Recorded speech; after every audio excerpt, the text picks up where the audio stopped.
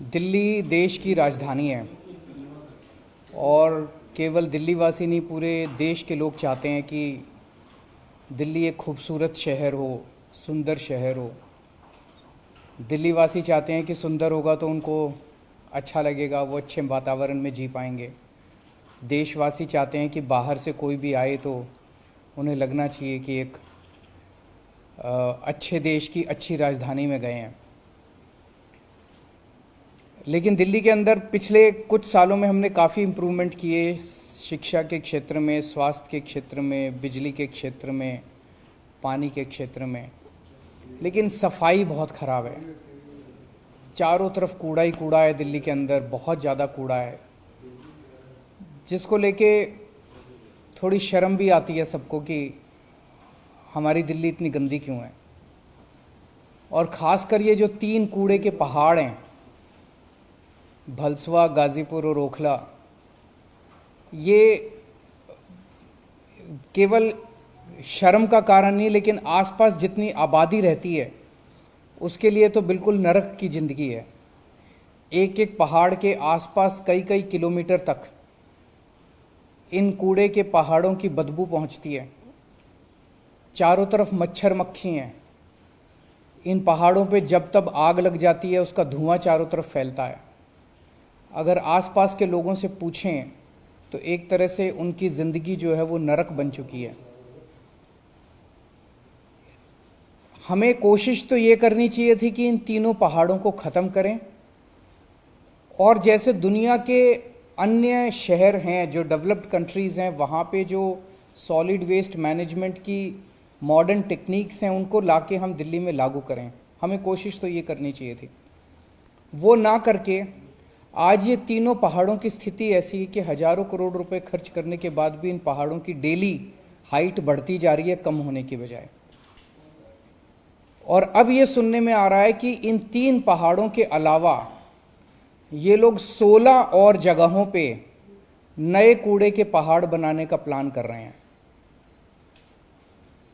आप कल्पना कर सकते हो, अगर 16 कूड़े के पहाड़ पूरी दिल्ली में जगह जगह कोने कोने में बन गए तो लगभग सारी दिल्ली के लोग 24 घंटे बदबू का शिकार होंगे। 24 घंटे आपके घर में बदबू आएगी।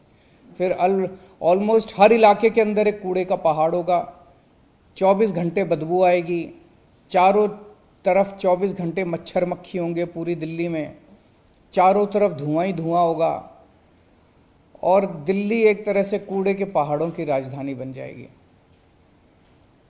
एक तरफ हम लोगों ने दिल्ली में 500 तिरंगे लगाए। आज दिल्ली तिरंगों का शहर माना जाता है, और ये उसे कूड़ों के पहाड़ों का शहर बना देंगे। हम दिल्ली के अंदर ढेरों झील बना रहे हैं।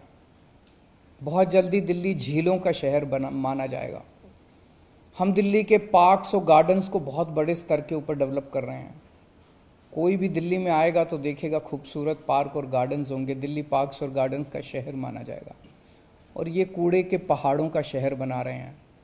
आज दिल्ली अपनी शिक्षा और स्वास्थ्य सेवाओं के लिए विश्व भर में मानी जाती है, और ये लोग इसे कूड़ों का पहाड़ शहर बनाना चाहते हैं। मैं समझता हूँ कि दिल्ली वासी भी इससे बहुत नाराज़ होंगे और देशवासी भी नाराज़ होंगे अगर देश की राजधानी को इस तरह से कूड़ों का पहाड़ बनाया गया। हम इसका सख्त विरोध करते हैं, और मैं समझता हूँ सभी दिल्ली वासी जो है इसे बिल्कुल किसी भी हालत में 16 नए कूड़े के पहाड़ कबूल नहीं करेंगे, और जो मौजूदा 3 पहाड़ हैं वो तीनों पहाड़ भी ख़त्म होने चाहिए। अगर आप कह रहे हैं कि बड़ी जो जिस तेजी से इसको डिकम्पोज करने की कोशिश हो रही है पहाड़, इसमें भी बहुत लंबा समय लग रहा है। दूसरी तरफ आपने क्या सेंट्रल से इसके बारे में बात की, क्योंकि राजधानी एलजी साहब से मेरी बात हुई थी पिछली मीटिंग में। मैं उनके पास डेटा लेके गया था। मैंने कहा जी देखो, हर कूड़े के पहाड़ का डेटा था। जैसे उसमें से एक पहाड़ का था कि 2500 टन कूड़ा डेली आ रहा है वहाँ पे, और 1500 टन की प्रोसेसिंग हो रही है। तो 1000 टन कूड़ा डेली ऐड हो रहा है वहाँ पे। कम होने की बजाय रोज़ ऐड हो रहा है। तो पहाड़ कम नहीं हो रहे, पहाड़ डेली ऐड होते जा रहे हैं। सर, दिल्ली में बीजेपी बार बार दावा करती है कि हमने करोड़ों की मशीनें लगा दी, बहुत कुछ कर लिया, लेकिन वो पहाड़ की हाइट कम फैलता जा रहा है, जो असली रिपोर्ट है। बिल्कुल। कोई काम होता हुआ तो दिख नहीं रहा है। वो पता नहीं मशीनें कितनी लगाई कितनी नहीं लगाई, लेकिन मैं समझता हूँ कि आज 21वीं सदी के अंदर इन पहाड़ों को से निपटारा पाना कोई मुश्किल काम नहीं होना चाहिए, अगर नीयत साफ है तो। पहले ये लोग कहते थे कि इनसे सरकारी स्कूल नहीं चलते, हमने सरकारी स्कूल चला के दिखा दिए। ये कहते थे इनसे सरकारी अस्पताल नहीं चलते, इनकी सारी सरकारें जो है वो हाथ खड़े कर देती हैं, हमने सरकारी अस्पताल चला के दिखा दिए। अगर दिल्ली की जनता एक मौका देगी तो ये सारे कूड़े के पहाड़ भी खत्म कर देंगे और दिल्ली को एक खूबसूरत शहर बनाएंगे। अगर एमसीडी में आपकी सरकार आती है तो क्या कोई कितना समय लग सकता है? ये मैं कैलकुलेट करके बताऊंगा। मैं अभी ऑफ कुछ भी बोल दूं चुनाव की वजह से वो सही नहीं होगा। मैं कैलकुलेट करके बताऊंगा और उतने टाइम में आपको कूड़े के पहाड़ साफ कर दूंगा।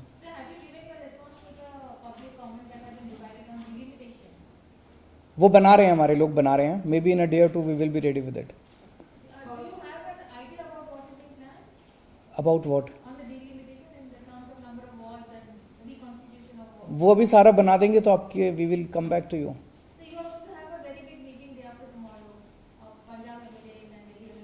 नहीं, वो देश भर के अंदर अब जगह जगह कहीं हमारे सरपंच जीत गए हैं, कहीं हमारे काउंसलर जीत गए हैं, कहीं हमारे मेयर बन गए हैं।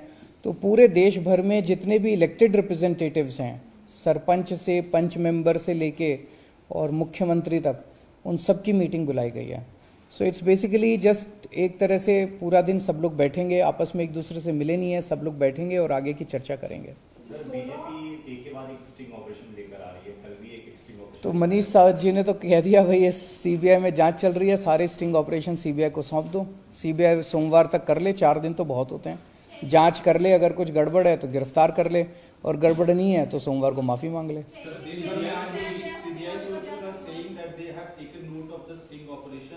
And they are also alleging that there are direct links of this said individual Amit Arora with the people in the excise policy as well as excise. तो करें, फिर करें, गिरफ्तार करें। ये सोर्सेज से, स्टिंग से, मतलब आज तक मेरे को ये समझ नहीं आया कि शराब घोटाला क्या है। पहले बोले जी 1.5 लाख करोड़ का, इनका एक नेता बोला 1.5 लाख करोड़ का घोटाला है। दिल्ली का बजट ही 70,000 करोड़ है, 1.5 लाख करोड़ का घोटाला कैसे होगा? एक और नेता बोला जी 8,000 करोड़ का घोटाला है। तीसरा नेता बोले जी 1100 करोड़ का घोटाला है। एलजी साहब बोले जी 144 करोड़ का घोटाला है। सीबीआई ने अपनी एफआईआर में लिखा कि 1 करोड़ का घोटाला है। और अंत में जब मनीष जी के यहाँ जब इन्होंने रेड मारी तो 1 पैसा भी नहीं मिला, उनके लॉकर में कुछ नहीं मिला। उनके गाँव होके आ गए, गाँव में सारा गाँव वालों से पूछा भी मनीष ने कोई ज़मीन वगैरह तो नहीं खरीदी, कुछ नहीं मिला। तो घोटाला है क्या? बेसिकली मैं समझता हूं कि केंद्र सरकार को सुबह से शाम तक सीबीआई ईडी छोड़ के कुछ पॉजिटिव काम भी करने चाहिए देश के लिए। देश के लिए पॉजिटिव काम नहीं करेंगे तो देश आगे कैसे बढ़ेगा? 24 घंटे सबके ऊपर बस सीबीआई ईडी पूरे देश को डरा रखा है, पूरे देश को धमका रखा है। ऐसे देश कैसे आगे बढ़ेगा? कोई गलत काम करे उसको पकड़ो, लेकिन जबरदस्ती सबके ऊपर सीबीआई ईडी, सबके ऊपर सीबीआई ईडी, इस तरह से तो देश आगे नहीं बढ़ सकता ना। ऐसे कैसे देश तरक्की करेगा? आप स्कूलों की बात करो, हमारी प्रेस कॉन्फ्रेंसेस आप देखते हो, हमारी 95% प्रेस कॉन्फ्रेंसेस पॉजिटिव चीज़ों के ऊपर होती है। कि अभी मैं जा रहा हूँ एक स्कूल के बच्चों को, हमारे 1100 के करीब बच्चे जो हैं वो नीट और जेई के पेपर उन्होंने क्लियर किए हैं। बहुत बड़ी बात है। स्कूलों के सरकारी स्कूलों के बच्चे जो है इंजीनियरिंग के, मेडिकल के पेपर पास कर रहे हैं, बहुत बड़ी बात है। ऐसे अच्छा काम करो ना, पॉजिटिव काम करो। जबरदस्ती सबको दुखी कर रखा है इन्होंने। किसकी बात करती रही है?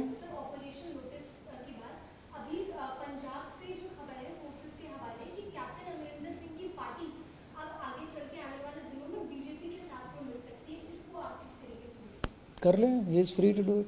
इसमें हम क्या टिप्पणी करें? सर, एक और सवाल है, वो ये है, राजकोट में आपकी पीसी हुई थी, उसके बाद में पूर्व नौकरशाहों ने सीसी को पत्र लिखकर ये कहा है कि आम आदमी पार्टी सिविल सर्वेंट्स का राजनीतिकरण कर रही है और आपके ऊपर उनको लालच देने का आरोप है। उन सिविल सर्वेंट्स को ये भी लिखना चाहिए कि गुजरात में बहुत ज़्यादा भ्रष्टाचार हो गया, गुजरात में जहरीली शराब से कई लोग मर गए, गुजरात के अंदर बहुत बड़े स्केल पे ड्रग्स का इंपोर्ट हो रहा है।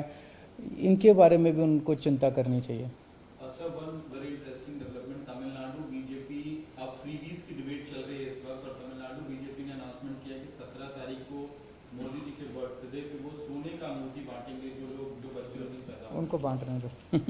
Thank you.